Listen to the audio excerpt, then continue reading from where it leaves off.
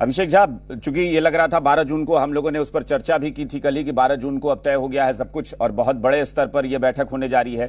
क्या लग रहा है कि चुनौती भी बीजेपी उसी तरीके से पेश करने के लिए तैयार हो गई है? इसमें तो कोई दो राय नहीं है कि बीजेपी का भी अपना जनाधार है और बीजेपी के भी अपने कार्यकर्ताओं का भी एक मजबूत बेस है। अब बीजेपी कह रही है कि आंदोलन भी करेंगे और प्रधानमंत्री के कार्यक्रम को लेकर भी विचार हो रहा है। जुगनू की चर्चा कर रहे थे भारतीय जनता पार्टी के प्रवक्ता, तो दो लाइनें हमारी भी सुन लें कि टूटते हैं हौसले तो ये याद रखना कि बिना मेहनत के तख्तो-ताज नहीं मिलते और अंधेरों में भी ढूंढ लेते हैं अपनी मंजिल को, क्योंकि जुगनू कभी रोशनी के मोहताज नहीं होते। तो ये जो रोशनी बिहार से निकलेगी ना, उस रोशनी की चकाचौंध में इन लोगों की राजनीतिक आंखें गड़बड़ा गई हैं। अभिषेक, सुनकर ही बड़ा ताज्जुब होता है कि अभी शुरुआत हो रही है, 12 जून की तारीख मुकर्रर हुई है, आने वाले समय में विपक्ष के सभी नेता यहां पर आएंगे, आगे की रणनीति तैयार होगी। भाई, आपके अंदर ऐसी क्या बेचैनी है? आप तो 30 मई से लेकर 30 जून तक अलग ढिंढोरा पीटने में लगे हुए थे। सुन लिया कि यहां बैठक होने वाली है तो चले हैं आंदोलन करने। क्या आंदोलन करिएगा? क्या बताइएगा जनता को? बिहार में लोगों को क्या संदेश दीजिएगा? इतने वर्षों से डबल इंजन की सरकार का ढोंग कर रहे थे, बिहार के हक के लिए क्या किया है? विशेष राज्य का दर्जा दे दिया है, आर्थिक सहायता दे दी है, एम्स बनवा दिया है, पटना यूनिवर्सिटी को सेंट्रल यूनिवर्सिटी का दर्जा दिला दिया है। कुछ भी नहीं किया है आपने। और नीतीश कुमार जी की राजनीतिक हिस्ट्री आपको नहीं पता थी क्या? नीतीश कुमार जी की राजनीतिक हिस्ट्री पूरे देश को मालूम है और आप उनके पीछे झंडा उठाकर चल रहे थे, उनके नेतृत्व में सरकार बना रहे थे, तब आपको नहीं मालूम था। बड़ा हास्यास्पद लगता है अभिषेक जी, और अच्छा है ये लोग ऐसा करें।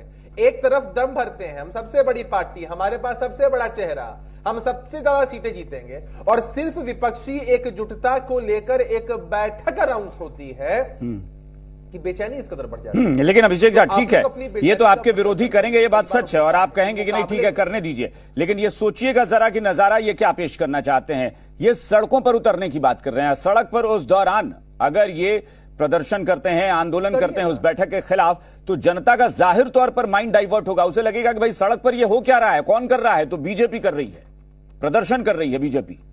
अरे, ये चाहते भी यही है कि ध्यान भटक जाए जनता का। अभिषेक जी, आपको लगता है कि बिहार की नहीं, मैं जवाब दूं? नहीं, सुनिए, मैं जवाब देता हूं। आपको लगता है कि बिहार की जनता के पास राजनीतिक समझबूझ की कमी है? बिहार की जनता अपने आप में पॉलिटिकल एनालिस्ट है।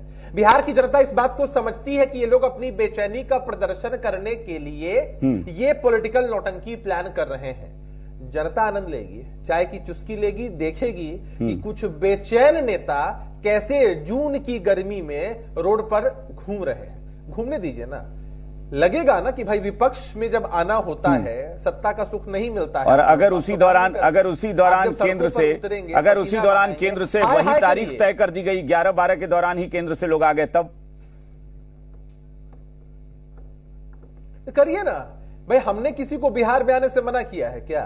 लोकतंत्र में हर किसी को अपनी बात कहने की छूट होती है। हम लोग मीटिंग करने जा रहे हैं, आप रैली करिए। आपको लगता है कि आपके आ जाने से फर्क पड़ेगा तो आप करिए। अरे, हमने तो आपके कार्यक्रम का विरोध नहीं किया।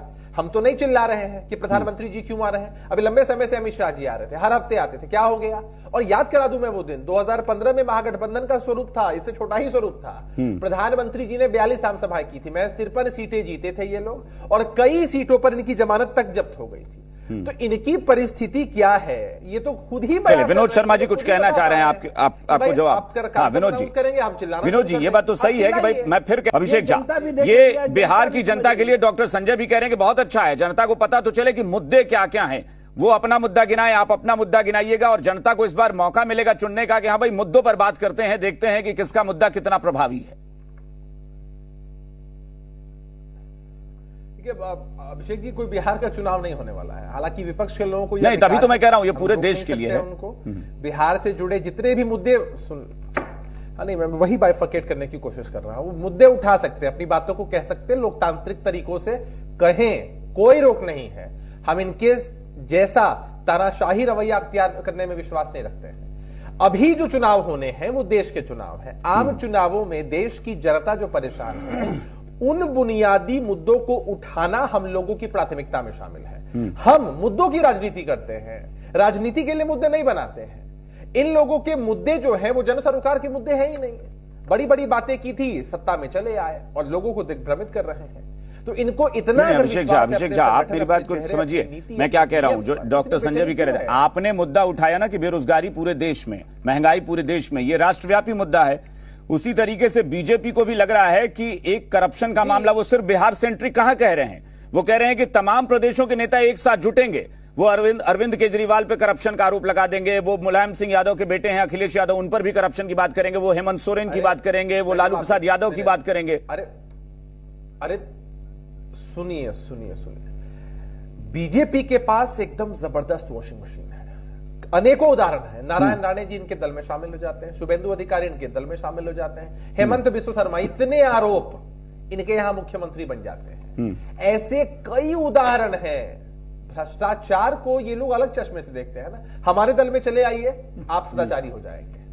आप अगर विपक्ष में हैं तो आपसे बड़ा भ्रष्टाचारी कोई नहीं। अरे जितना चिल्लाना है चिल्ला लीजिए, जनता को तय करना होता है कि चलिए, यानी आपको लग रहा है उनका आंदोलन आपकी जनता तय कर देगी। अभिषेक जी एक मिनट आ रहे हैं, विनोद जी आ रहे हैं, विनोद जी आ रहे हैं, एक मिनट विनोद जी, एक मिनट आ रहे हैं, आप ही के पास आ रहे हैं। मतलब अभिषेक झा, आपको ये लग रहा है ना कि ये जो आंदोलन की रूपरेखा तैयार की जा रही है वो दरअसल घबराहट है बीजेपी की और कुछ नहीं? ऑब्वियसली घबराहट है, देश की जनता, बिहार की जनता। ठीक है, विनोद शर्मा।